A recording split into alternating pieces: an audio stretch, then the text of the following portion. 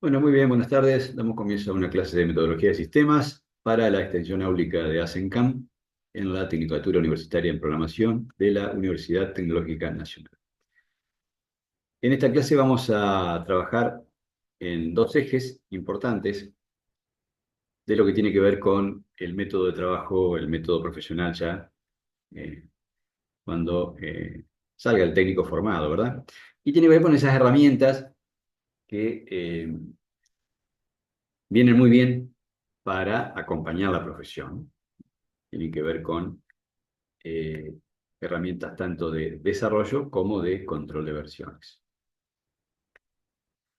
Las herramientas de desarrollo son muy medulares, realmente esenciales, porque, claro, es la manera de trabajar en forma prolija, editando código. Si bien esto lo podríamos hacer incluso con un bloc de nota, incluso con un archivo de editor de texto común, sin duda, ¿no? Con Word, con cualquier editor, incluso un Nano, un Vim de Linux, pero claro, los editores que están ya profesionalmente desarrollados y adaptados para código específico, tienen gran ayuda. ¿Por qué? Porque nos ayudan con las estructuras, con la sintaxis, los lenguajes de programación que se manejan con llaves, por ejemplo, podés marcar dónde inicia, dónde termina una llave, bueno, las estructuras mismas de cada bloque, dónde inicia una función, dónde termina un bucle, bueno, cositas así que realmente ayudan muchísimo, que sin duda para el profesional es una herramienta muy fuerte. Y después tenemos algunos otros IDE que son un poco más, ya más complejos y que a su vez agregan mayor cantidad de funcionalidades a los efectos de ser más versátiles. Ya vamos a analizar dos o tres que, bueno, si bien los conocemos, no podía dejar de mencionarlos en esta clase que tiene que ver con herramientas, ¿no?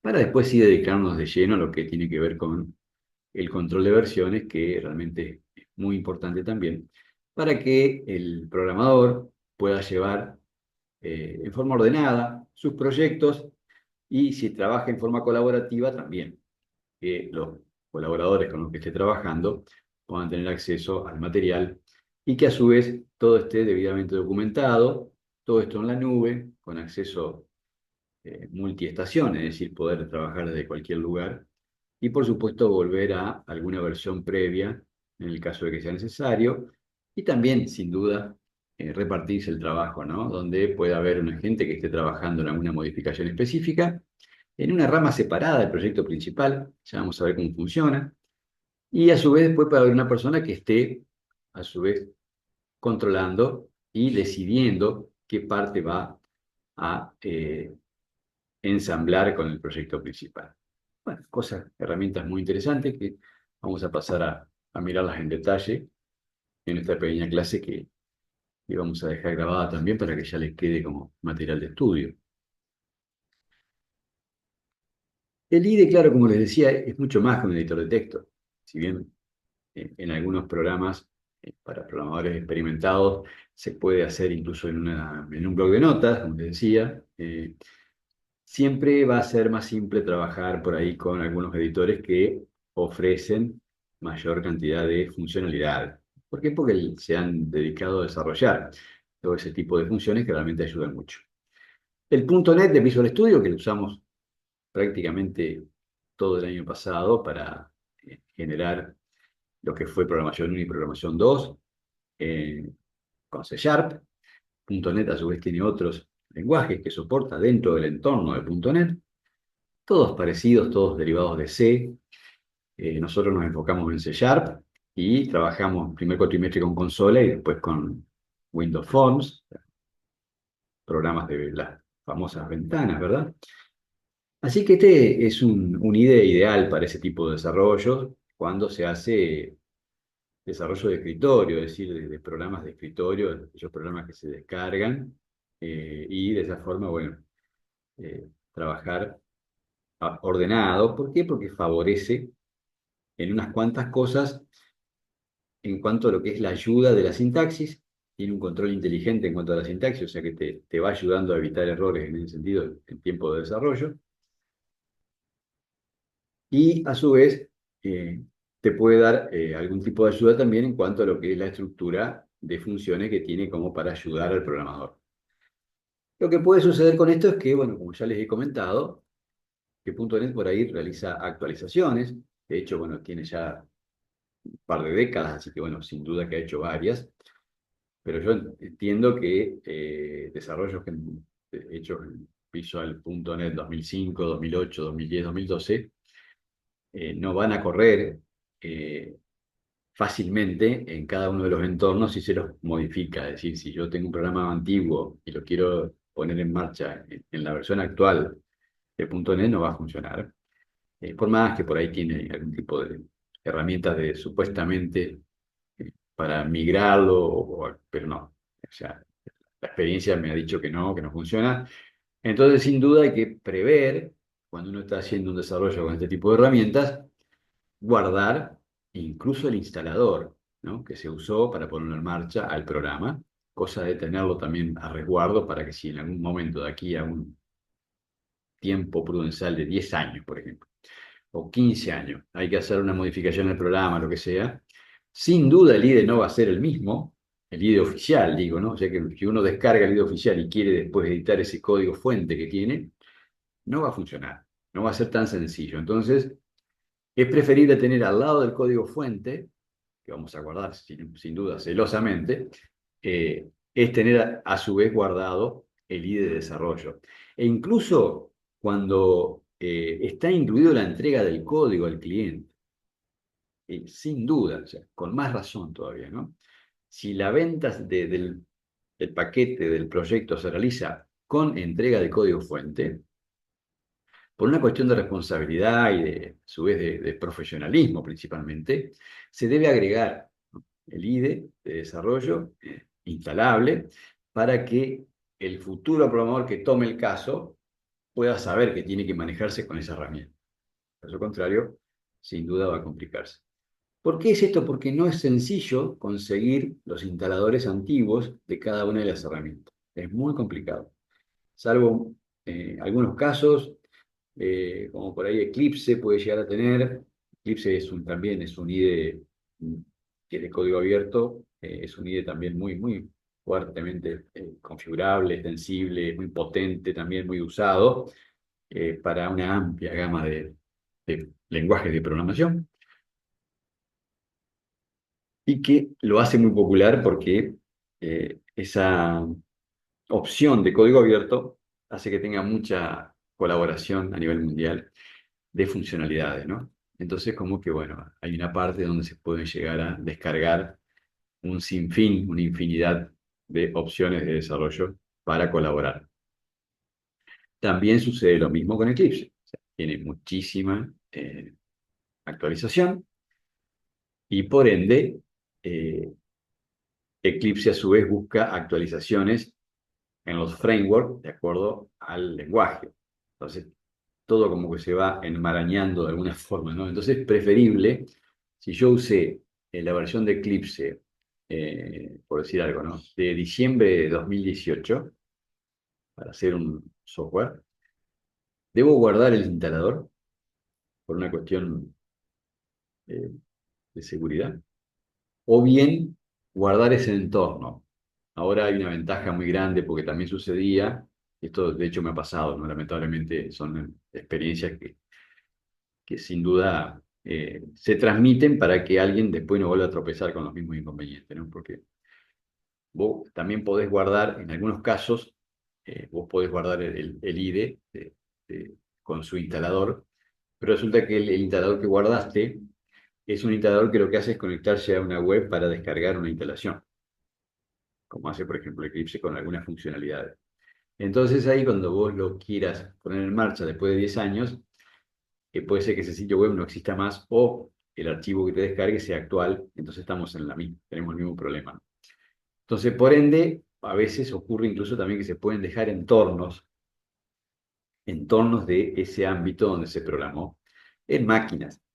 Es un riesgo también porque la máquina puede tener un problema, bueno, pero generalmente yo también tengo ese tipo de resguardo, ¿no? Son máquinas con los entornos de desarrollo por si me pasa que si quiero descargar un entorno anterior no me lo permita de ninguna forma.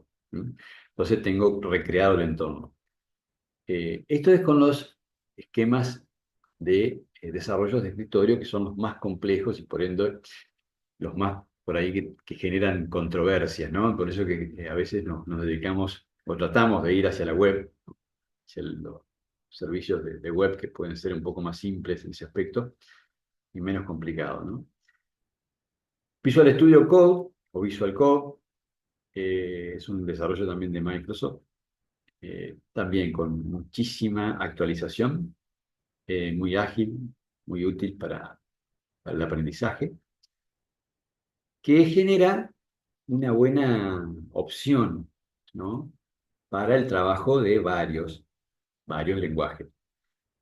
No aquellos que trabajen con ventanas, por ejemplo, porque ahí sí ya necesitas un entorno más robusto, o sea, es más para web. Entonces, como que ahí está más apoyado en web, tiene incluso una opción de tener un server web dentro, tiene su propia terminal de ejecución. Bueno, hay varias cositas como que ayudan en la opción de elegir a este editor y por supuesto va a depender del lenguaje. Yo trabajo mucho con web, todo lo que es HTML, CSS, JavaScript, PHP, Python. Bueno, está bastante más eh, accesible y simple desde Visual Code para ese tipo de lenguaje. Pero claro, estamos hablando de todo lo que es base web. Una alternativa que no ocurre en base web es esa, que no tenés inconveniente con las cuestiones de actualización de los entornos, porque la mayoría no condicionan el entregable. ¿Por qué? Porque los sistemas de escritorio lo que hacen es generar un archivo entregable o un archivo ejecutable, el archivo .exe, por ejemplo, en Windows, el archivo .apk en Android, ¿no? Eso genera después un inconveniente, porque si vos no podés recrear el entorno que lo creó al sistema, no vas a poder generar ese entregable nuevo si hay que modificarlo. La web eso no lo tiene. O sea, ahí no hay, en la web no hay ni compilación ni que entregar nada. O sea, es un código que va directamente al servidor y es leído y reproducido por los navegadores. O sea, es algo fantástico. Es un paso tremendo, ¿no? Que hasta ahora para mí no ha sido superado. Entonces, por ende, como siempre he repetido, no es que me voy a inclinar ahora 100% y de por vida y voy a levantar la bandera del entorno web, pero sí debo decir que, bueno, ya hace más de una década que está dando excelentes resultados, ¿no?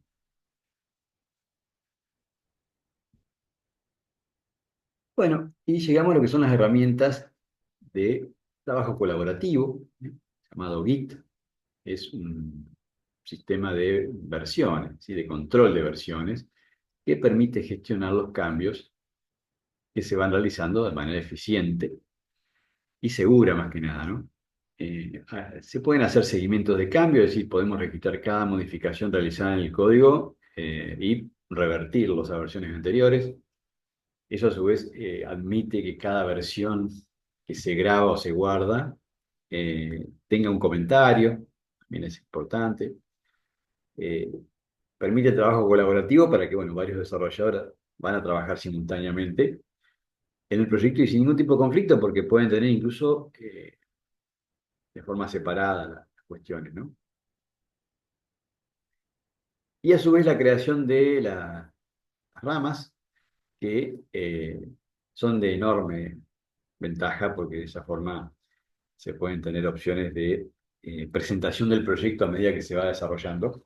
Puedo tener una rama de trabajo, de desarrollo, donde, bueno, se hacen todas las pruebas, está pasible de ver errores y demás.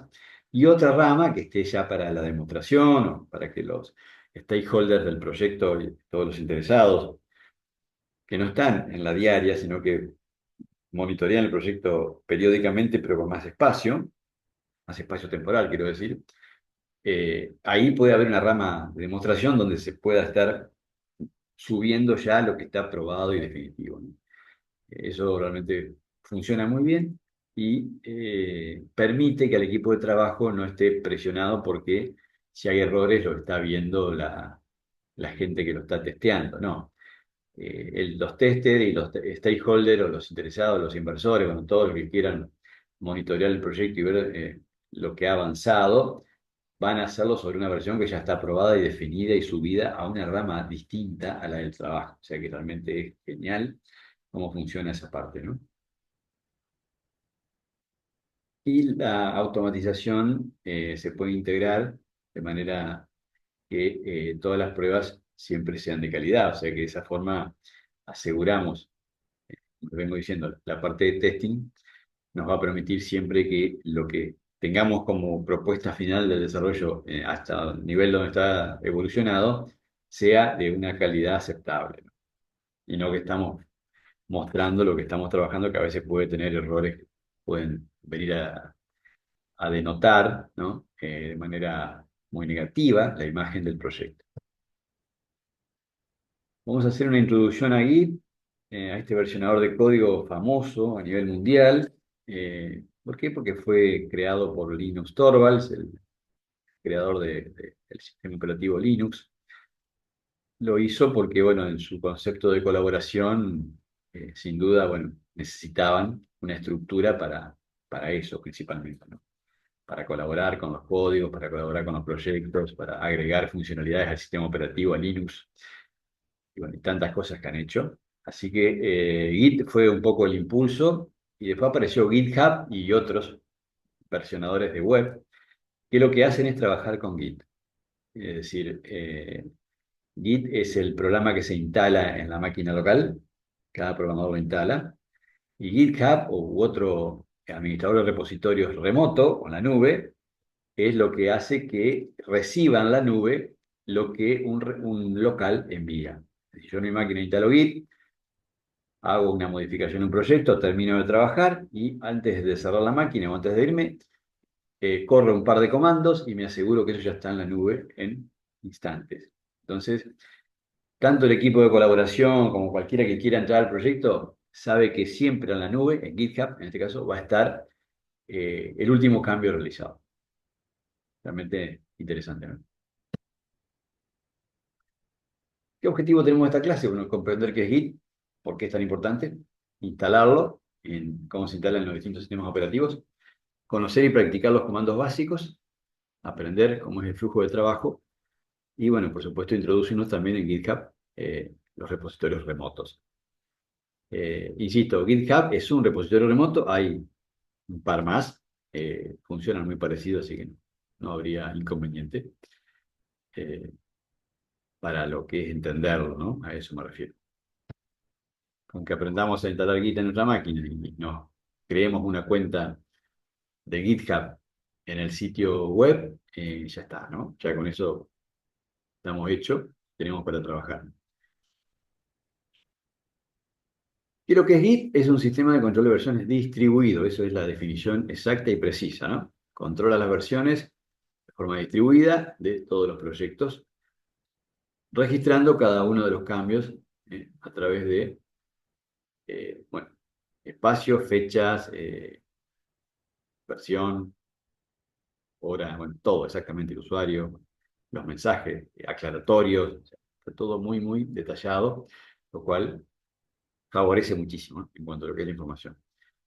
Y va registrando cambios en archivo y coordina el trabajo en equipo para que de esta manera no haya forma de que se pisen archivos o se produzca algún tipo de conflicto, ¿no? De hecho, lo avisa y queda ahí en suspenso. Si yo estoy grabando un archivo que ya otro puede ocurrir, ¿no? Estamos en la misma rama, entonces otro colaborador, por descuido, por lo que sea, o por aceleración, modificó un archivo. Cuando alguno de los dos quiere hacer la actualización a la nube de su máquina, Git le plantea la opción y le dice cuáles son las versiones del archivo. Si hay dos, si hay tres, o puede haber más colaboradores que estén haciendo lo mismo. Entonces les aclara quién va a tener el poder de definirlo, ¿verdad? Bueno, ahí se comunican generalmente los colaboradores y bueno, hacelo vos o lo dejo yo. Y bueno, se define y se elimina el código que no es o se deja todo. Es más, Git a su vez te ofrece alternativas como para tener más opciones de integración del código, ¿no? Si tenés tres modificaciones del archivo y que esas tres modificaciones son de un archivo de 5 líneas, se transforman en uno de 20, o separarlos y solamente dejar una sola actualización de otro de 3 líneas. Bueno, te va dando las posibilidades de que definas cómo querés guardar ese archivo en forma definitiva en el remoto. Por supuesto, eso va a estar aclarado, ¿no? ¿Qué es lo que se hizo?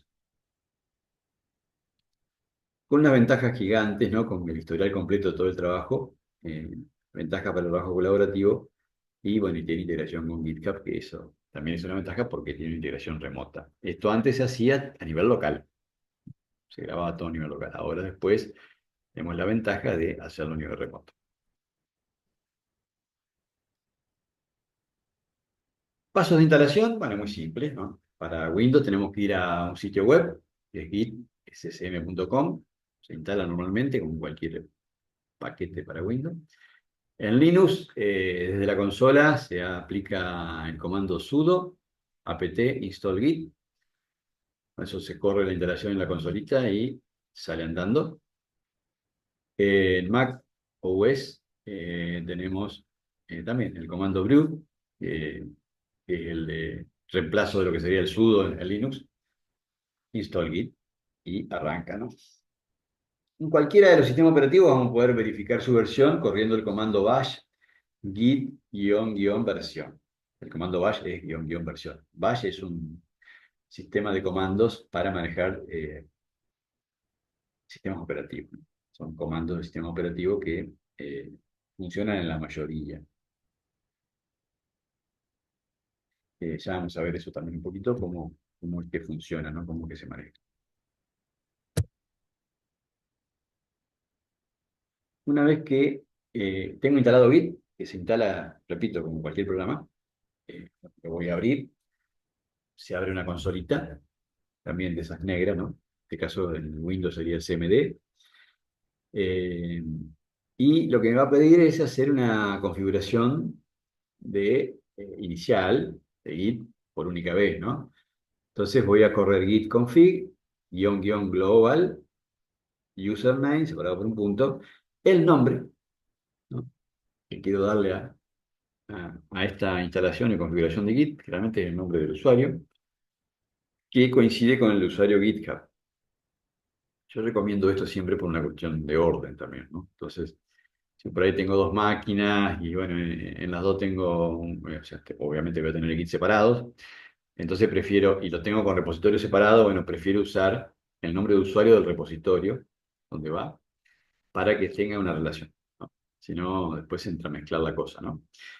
Eh, y el segundo comando es git config global user email. Este email sí debe coincidir con el de GitHub o el repositorio remoto que creemos la cuenta, para que de esa forma después se pueda vincular, ¿no? Si quiero ver la configuración, bueno, voy a correr el comando git config-list. De esa forma me va a decir cuáles son los datos de configuración que tengo actualmente en Git. Próximo paso es crear un repositorio de Git. Para eso, ¿qué hacemos? Vamos a navegar hasta una carpeta del sistema operativo.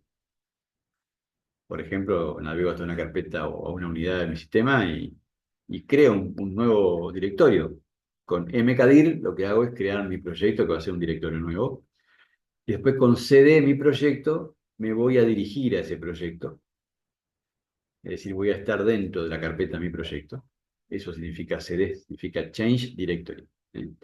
Y mkdir significa make o crear directorio, ¿no?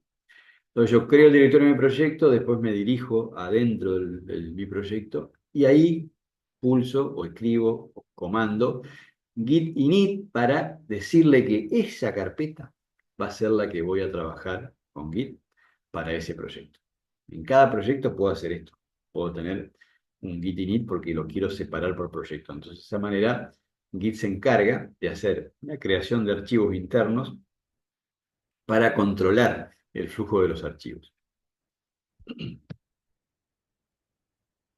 Aquí está la consola de cómo fue el desarrollo de lo que les estoy comentando. Fíjense que yo entré a la consola, todos, bueno, entran más o menos parecidos, van a ir a una carpeta donde lo lleve cuando se abre la consola de Windows, en este caso. Ahí tipeé mkdir mi proyecto, me lo indicó que lo ha creado, me puso la fecha de creación. Y después me deja, en esta partecita, una vez que me muestra la creación, me queda el cursor esperando aquí. Entonces yo que hice, CD mi proyecto. Lo mismo que decía como segundo paso aquí, ¿verdad? Tengo que ir a meterme dentro del proyecto. CD mi proyecto, bueno, ya me muestra que ahora sí están dentro de la carpeta mi proyecto. Entonces ahí yo le comando git init. Le doy la orden de que cree ahí un repositorio git. Entonces lo que me dice es que ha inicializado un repositorio vacío en la ruta esta, mi proyecto, y por supuesto le pone .git porque es donde va a ser el control de los archivos. Está vacío y sí, está vacío porque yo realmente estoy armando un espacio de trabajo para crear un proyecto o para meterle archivos y demás. Entonces yo dentro de esta carpeta en mi proyecto, ahí es donde debo crear todos los archivos de mi proyecto.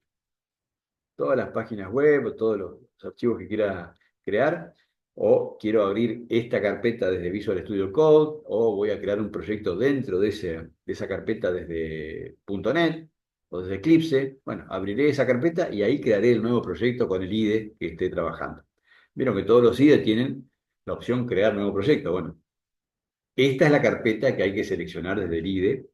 ¿Para qué? Para que todo vaya dentro de ahí de Git. Entonces yo después termino de trabajar con mi IDE y voy directamente a la consola y corro los comandos que ya vamos a ver cuáles son desde Git para asegurarme que todo mi trabajo local se va a la nube, ¿no? También lo que tiene Visual Studio Code, está muy bueno, es que ya te integra Git. Agregás la extensión y podés trabajar todo desde ahí. Entonces vos abrís directamente la carpeta ahí, pero claro, eso es cuando trabajás con web, ¿no? O con Python o con cuestiones que son más accesibles a este tipo de entornos. Entonces de esa manera ya tenés todo en uno. Terminás de trabajar y ya directamente ahí mismo en la consola de Visual Code, antes de cerrar, correr los comandos Git y ya cerraste y ya te queda todo actualizado. Son formas, ¿no? Importante de movida es entender el concepto. Después cada uno toma la ruta que mejor le guste. Eso es, como siempre les digo, es una cuestión muy personal. Inicialmente lo que hay que entender es cómo funciona la canción, ¿no? Cómo es que esto va, de alguna forma, armado. Y acá lo que hay que entender es que es una máquina remota en la que va a guardar todo en la nube y una máquina local que es la mía, la que yo trabajo, pero debo tener estos resguardos, o sea, tengo que ver cómo organizo mi espacio de trabajo para cada proyecto para que Git realmente funcione bien. Una vez ya dentro del proyecto y con archivos, ¿no? Yo le puedo pedir estos comandos, ¿no? Git status, me dice cómo está, si hay archivos que faltan, básicamente me dice si hay archivos que faltan actualizar.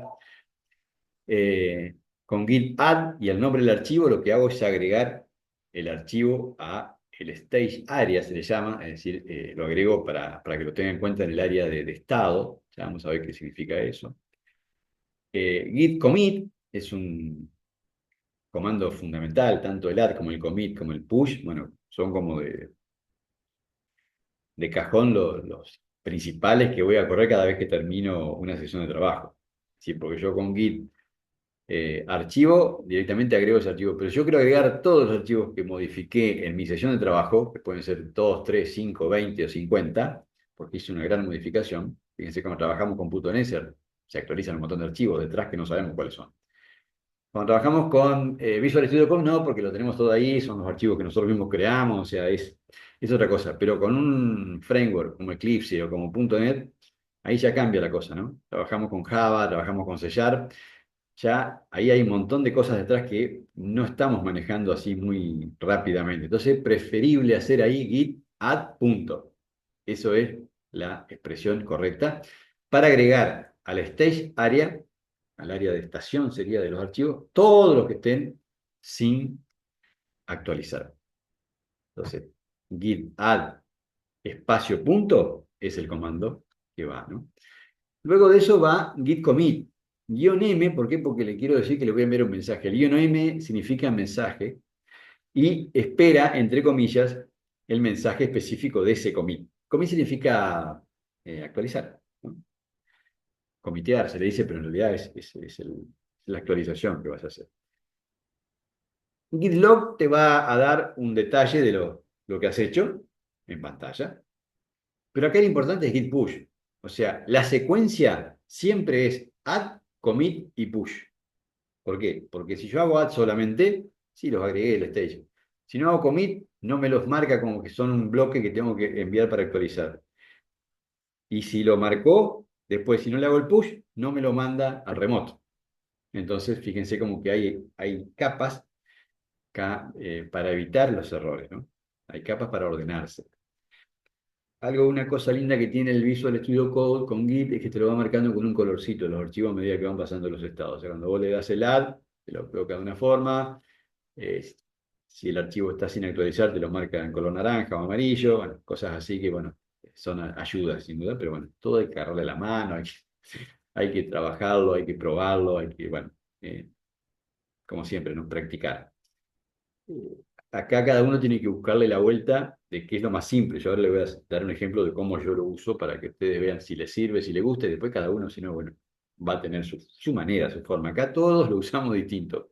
En ese sentido, no es distinto que vamos a cambiar algo. O sea, siempre acá el add, el commit y el push, no hay manera. O sea, esto todos lo usamos igual. Pero sí hay algunos caminos que por ahí, bueno, cada uno lo hace a su forma, a su manera de cómo mejor lo ve.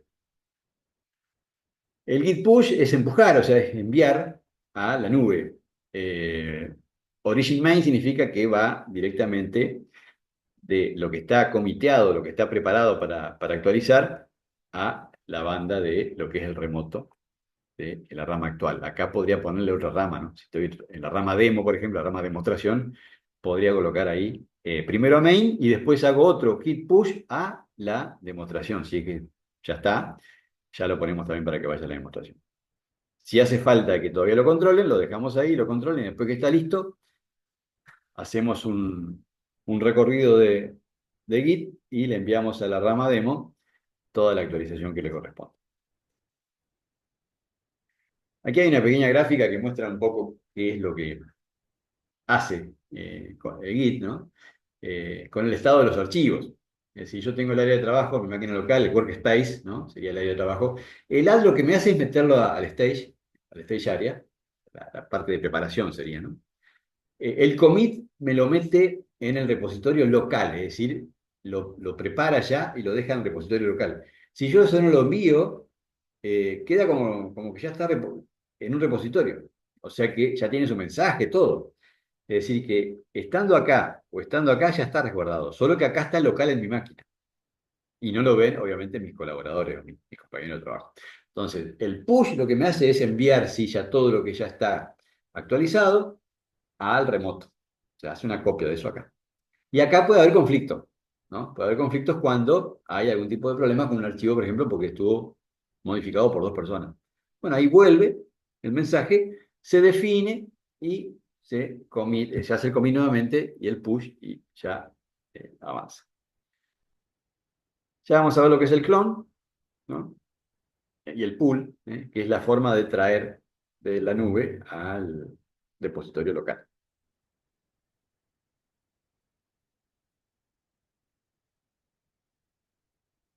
Bueno, ¿cómo conectamos entonces la máquina local con Git a GitHub? Bueno, lo primero que hay que hacer es crear una cuenta, una cuenta obviamente en la web de GitHub. Eh, una vez que creo esa cuenta, voy a crear un repositorio.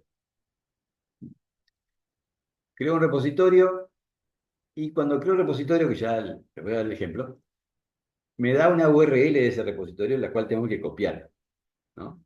Porque de esa forma yo, con esa URL ya puedo vincular el Git que tengo en mi máquina con ese repositorio. Simplemente eso. La URL lo es todo en ese sentido, ¿no?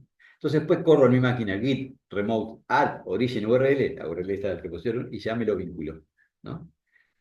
Este segundo comando que dice ahí git branch -m main es porque antes los repositorios se creaban con el nombre master.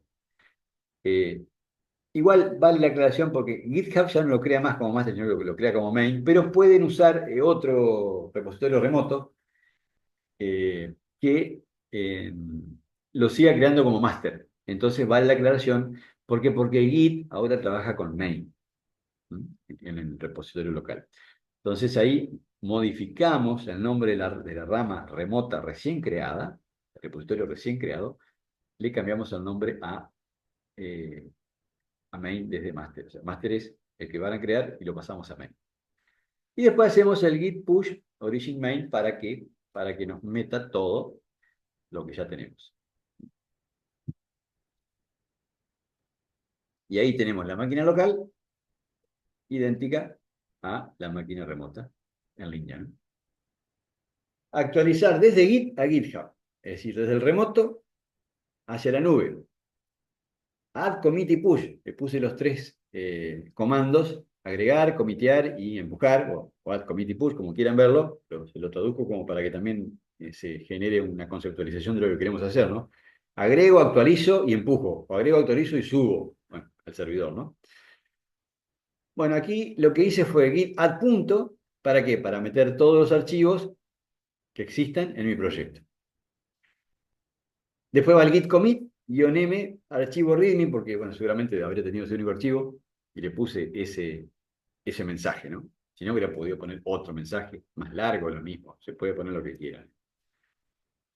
Fíjense lo que me dice, archivo readme, evidentemente lo vi uno solo, un archivo cambiado, dos inserciones, una eliminación. ¿Por qué? Porque el archivo tuvo esas modificaciones. Luego le habré insertado dos líneas, después le eliminé una, entonces todo eso queda registrado y a su vez lo informa Git. ¿Qué me falta ahora? Ya lo tengo en mi máquina local guardado y actualizado. Ahora lo que me falta es enviarlo al remoto, es decir, a GitHub. Y hago git push -u origin main. Con eso ya está listo. Dice, enumerando objetos, 5, hecho. Contando objetos, 5 de 5, hecho. Escribiendo objetos, 3 de 3, 100%. La cantidad de bytes, hecho de nuevo.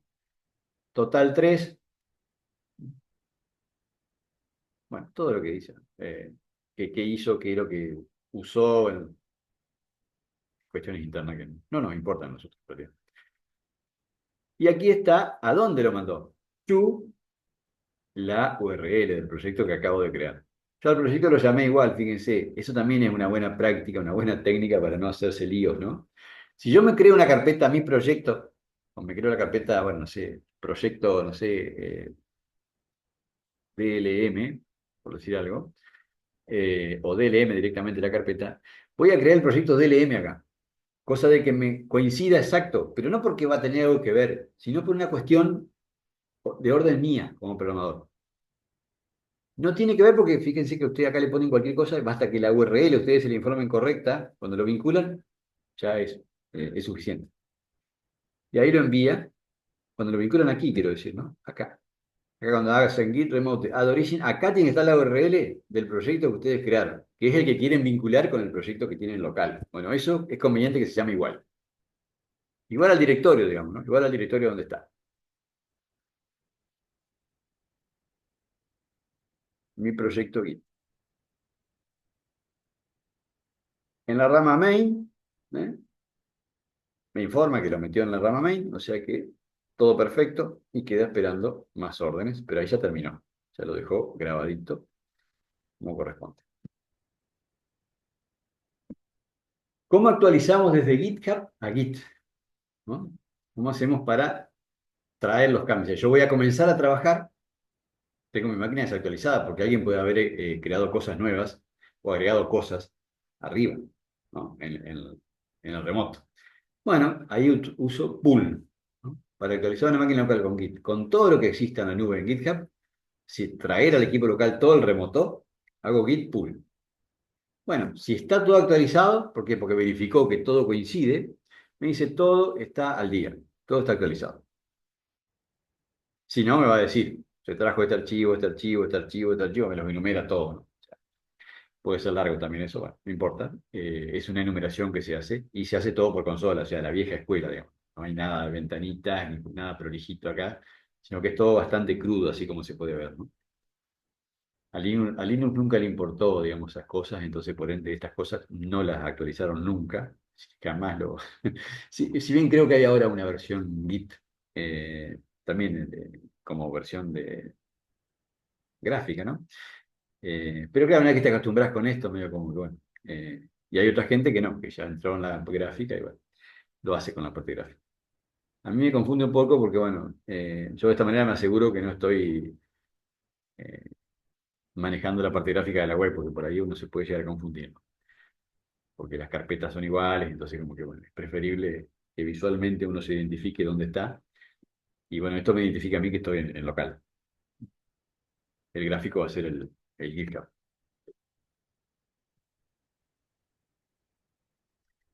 ¿Qué es clonar? Bueno, clonar un repo es descargar en realidad. Vamos a reducirlo así porque es más fácil, ¿no? O sea, es como que yo estoy navegando en GitHub o en cualquier repositorio y me gustó una funcionalidad en Python o me gustó una funcionalidad, no sé, en PHP, una función que necesito. Bueno, me gustó algo, ¿no? Me gustó alguna librería. Bueno, entonces decido descargarla. Bueno, esa opción la tiene GitHub y se llama clone.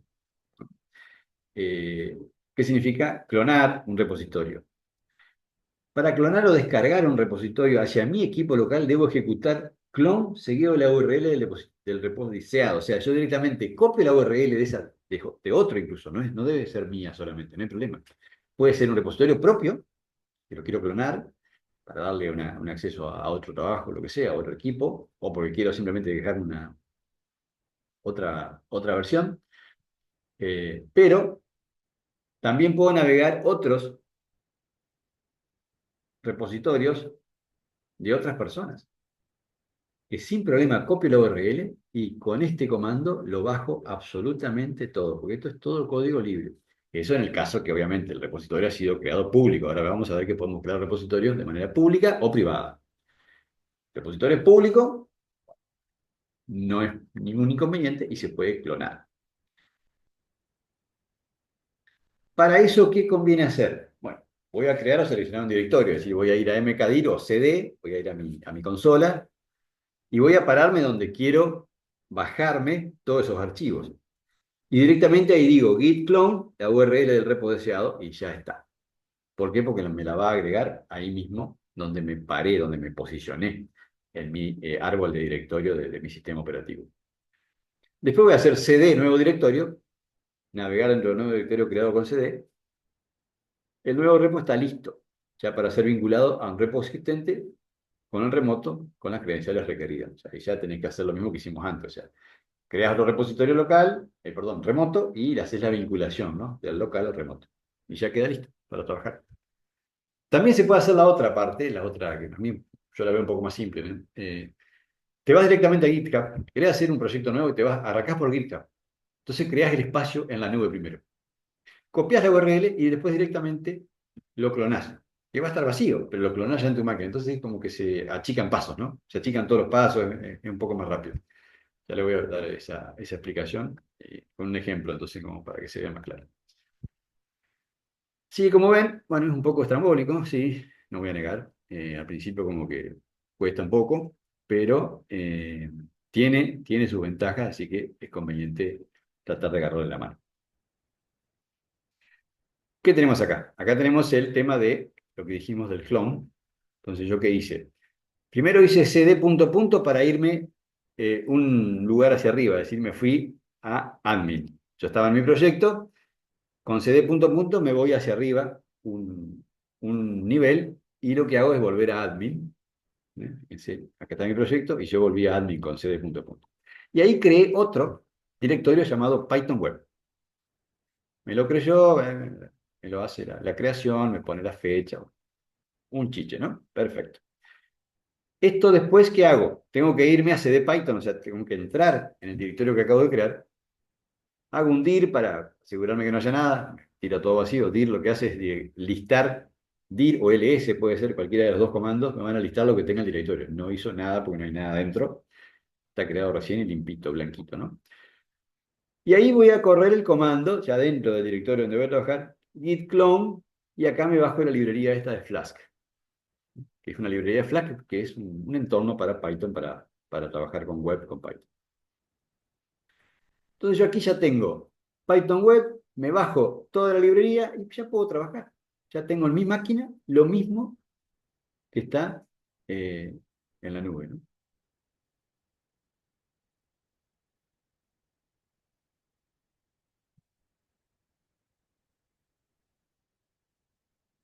¿Cuáles son las buenas prácticas? Los commits tienen que ser claros, es lo mismo cuando decimos, bueno, los nombres de las variables, ¿recuerdan? ¿Qué nombre de la variable usar? Bueno, algo que sea representativo, perfecto. Bueno, los commits, cuando dice que sean claros y descriptivos, es el mensaje. Es decir, el mensaje que le coloco después del menos "m", entre comillas, ahí es donde yo debo ser lo más puntual posible para que realmente sirva después de información a futuro, ¿no? Hay un comando de Git que se llama git ignore, o sea, que Git ignore determinados directorios, entonces esos no se comitean, no van al remoto para ahorrar espacio, más que nada tiempo, ¿no? Porque por ahí si no, puedo dar un push y me voy a quedar media hora esperando o más hasta que termine de subir las cosas. Entonces, funciona muy lindo eso porque hay un directorio que no cambia más, entonces, bueno, directamente ese lo anulo, directamente nunca más se va a subir. Esto ocurre mucho cuando, por ejemplo, pongo en marcha una aplicación de Angular o una aplicación de React, ¿no? Utilizo, no sé, cualquier framework para crear aplicaciones o de Vue. Bueno, esos archivos generan ese tipo de movimiento. Cuando vos creas un proyecto, te genera quizás a veces 10.000 archivos, 5.000 archivos. En una carpeta, generalmente se llama modules o modules, donde ahí adentro yo he visto en un proyecto Angular 40.000 archivos. Así que imaginen, para estar subiendo eso siempre, ¿no? Entonces, que no cambian, porque son librerías que ya están ahí para usarlas, ¿no? Entonces, ese tipo de directorios se excluye, sin problema, para que no se suba, porque no tiene sentido ni siquiera que lo suba ni la primera vez tampoco. No hace falta. Siempre el mismo, digamos. Entonces, ese tipo de cosas ayuda mucho, porque si no, bueno, empezás a usar mucho espacio y seguramente los repositorios van a empezar a cobrarte también por el espacio si se excede de la cuota básica que tienen de la parte free, ¿no? Una buena práctica es hacer pull antes de push, claro, bueno, o sea, si yo empiezo a trabajar, bueno, voy a ver qué pasó, traigo el pull, si me dice que no hay nada por actualizar, perfecto, que está todo el día, genial, y si no, me va a traer todo y voy viendo qué hay. Puede haber ramas nuevas, archivos nuevos, bueno, yo puedo estar trabajando en una rama porque no me afecta, pero igual, pero yo me aseguro de que está todo en orden. Y por ahí me puede servir una librería nueva que hayan puesto en otra rama o que haya usado algún colaborador y bueno, yo lo puedo usar, lo puedo entender, puedo decidir qué hacer. Trabajo y después hago el add, commit y push normalmente. Y documentar el proyecto con un README es un archivo inicial que tienen todos los repos, ya lo vamos a ver a eso. Es como una descripción, ¿no? ¿Qué hace ese repositorio? ¿Cuál es el objetivo? Bueno, ¿qué hacen los archivos? Bueno, en definitiva, se puede dar una buena declaración de cómo funciona todo para que, por supuesto, sea lo más transparente posible el uso y que se pueda aprovechar al 100%. Podemos concluir entonces que sin duda Git se torna esencial para el desarrollo moderno porque va a favorecer el trabajo en equipo, el orden, ¿eh? Y que bueno, dominarlo es como clave para ser programador, ¿no? Es una alternativa de trabajo que quita un poco el estrés, diría yo. Eh, Trabaja uno un poco más sereno, tranquilo, porque tiene las cosas resguardadas y demás. También se usa mucho OneDrive, ¿no? Que lo que hace es automáticamente en tiempo real ir actualizando las carpetas que uno les indique. Eh, También es una alternativa. Eso lo que hace es pisar los archivos. O sea, los pisa sin piedad, digamos. O sea, no hace esto, ¿no? Esto te avisa, genera comentarios, es otra cosa, es otro mundo distinto. Pero bueno, hay otras alternativas, no quiero decir que sea la única, pero bueno, que permite hacer un trabajo un poco más ordenado como programador principalmente. Bueno, hasta acá llegamos con esto. Ahora vamos a ir a lo que quiero mostrarles, que es la cuestión de la práctica acá en los repos. Bien, acá yo tengo una cuentita en GitHub que vamos a crear un repositorio, ¿no? Vamos a venir acá, donde es crear nuevo repositorio. Nuevo repositorio. Fíjense lo que me pide, simplemente un nombre. Vamos a ponerle metodología de sistemas 1. Puedo ponerle una descripción. es conveniente, ¿no?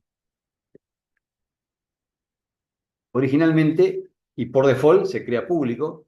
Si yo le pongo private o privado, quiere decir que no me van a dejar después acceder. Nadie va a poder, solamente yo. Por supuesto, no me lo van a poder clonar. Ahora lo vamos a dejar así. Y le puedo agregar el archivo README o no. Eso lo puedo hacer después, o sea que es lo mismo. No hay ningún problema. Y lo creo, ¿no? El archivo, bueno, le agrego el README. Y lo creo al repositorio directamente, con esos pequeños pasos nada más. Y lo que tengo que hacer es, recuerden, copiar la URL. ¿Por qué? Porque yo ahora estoy haciendo el paso, como le digo, que a mí me gusta usarlo. Yo voy primero al remoto, me creo el espacio en el remoto. ¿Por qué? Y bueno, porque quiero saber si realmente no sea que yo esté trabajando en el local y después yo piense que lo voy a poder subir al remoto y resulta que no tengo el espacio o lo que sea. Bueno, es una cuestión de cómo funciona mi cabeza, ¿no? No es que tiene que ser así. O sea, yo le digo, esto después cada uno lo analiza como mejor le guste, ¿no? Yo ahora me aseguro de que yo tengo un repositorio MC1 en la nube, en GitHub. Ahora yo puedo hacer directamente, es más, yo a esto le podría estar agregando archivos acá que voy a usar. Por ejemplo, le puedo subir acá archivos, agregar archivos. Puedo crear o puedo subir archivos, ¿no? Esto lo uso mucho yo porque yo generalmente uso estructuras que ya tengo en nuevos proyectos. Entonces yo cuando creo un proyecto ya tengo que subir un montón de cosas. Tengo que subir lo de la factura electrónica, tengo que subir lo de las impresiones PDF, bueno, varias cositas que ya las soluciono. Entonces yo necesito esta forma de trabajar, en mi caso.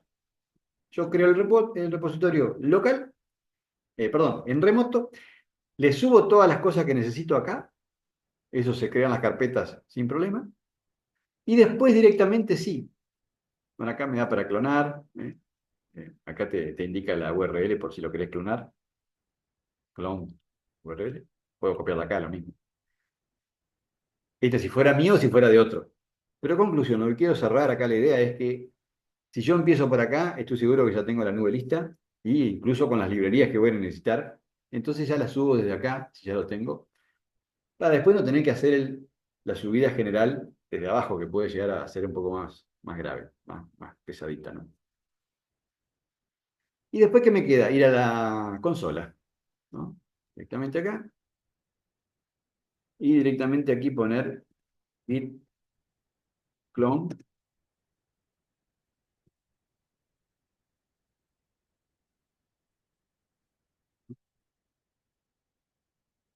eso ahí. Me lo creó en MS1, ¿no? Sí, acá, guión bajo uno. Hay un solo archivo que es readme, tal cual, ¿no? O sea, exactamente lo que tengo acá, exactamente lo que tengo en la nube, ¿no? Tengo el readme y acá me muestra que tengo un readme, ¿no? Fíjense que aquí lo que hice fue directamente crearlo en admin, por eso me lo creó de todos los directorios que tengo, me creó uno más. Yo hubiera podido hacer primero un mkdir ms1, como les expliqué, pero es lo mismo, no hay problema por eso también. Lo hice a propósito para que vean que no es ese solamente el paso que hay que dar, sino que la ubicación es discrecional, o sea, la ubicación cada uno la elige, ¿no? Entonces aquí yo ya tengo un repo ms1, que es una copia fiel de lo que tengo. ¿Qué puedo hacer yo? Bueno, ahora yo me pongo a trabajar con cualquier, vamos a hacer una cosa más simple, ¿no? Vamos a hacer que me estoy trabajando con cualquier editor de texto, no importa, pero estoy metiendo archivos dentro de este directorio. Este es el directorio de donde estoy acá, pero gráfico. Entonces yo aquí agrego nuevo archivo, por ejemplo, test, txt, y a ese archivo le pongo para mundo, prueba, esto. Lo grabo, ¿verdad? Bueno, ahí está. Si yo ahora aquí hago un div, ya ahora tengo otro archivito, ¿no? Además del readme. Pero lo que no tengo es Fíjense, en la nube no la tengo, yo lo aclaro, acá yo lo refresco. No existe el test. ¿Por qué? Porque está acá solamente, ¿no? Está en el directorio local. Ahora hago tiro ls, como le decía, y me lista. Entonces, ¿qué tengo que hacer? Yo terminé de trabajar, vamos a agregar el archivito para que no sea solo uno, pobre, ¿no? Vamos a agregar un test 2.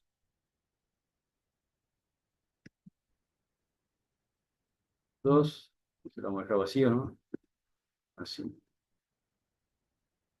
Bueno, ls, ahora tengo 3.2 con 0 byte, pero bueno, el archivo tiene que estar porque ese archivo puede ser que después a futuro, con el funcionamiento de la aplicación, ahí se guarden, pueden ser registros, cosas, ¿no? Ya hemos hecho programitas así, que queremos guardar en archivos. Así que, bueno, conclusión, tengo 3 archivos en el local y uno solo en el remoto. Quiere decir que hay algo que hay que actualizar. Entonces yo terminé mi trabajo, mi labor. Entonces ahora aquí hago git add punto. Fíjense que no me dice nada, simplemente sabe que lo agregó. No se complicaron mucho. Git commit -m. Entonces update fase 1 le podemos poner. ¿Por qué? Porque se llama así el proyecto. Bueno, me dice que hizo las inserciones. Perdón. Entonces ahora me falta git push new origin mail. Fíjense que demora un poco más, ¿no? Bueno, si hubiera archivos pesados, bueno, se queda ahí un rato. Bueno, ahí quedó todo listo. Yo hago el ls, acá tengo exactamente lo mismo. Y acá es donde debería haber el cambio, ¿no? Y por arte de magia tenemos ya todo esto, ¿no? Aquí están los comentarios de los commits, ¿no? Así que, bueno, con esto creo que lo dejamos cerrado el tema, ¿no? O sea, dimos una vuelta rápida. ¿Cómo yo lo veo, no? Esto es un poco más simple de la explicación que le di en la teoría. Igual, tienen la teoría, lo pueden ustedes recorrer la teoría, hacerlo de esa forma y después hacerlo de esta parte y ver cuál les gusta más, con cuál se siente más cómodo, o hacer los dos en forma distinta, es exactamente lo mismo, no hay ningún problema.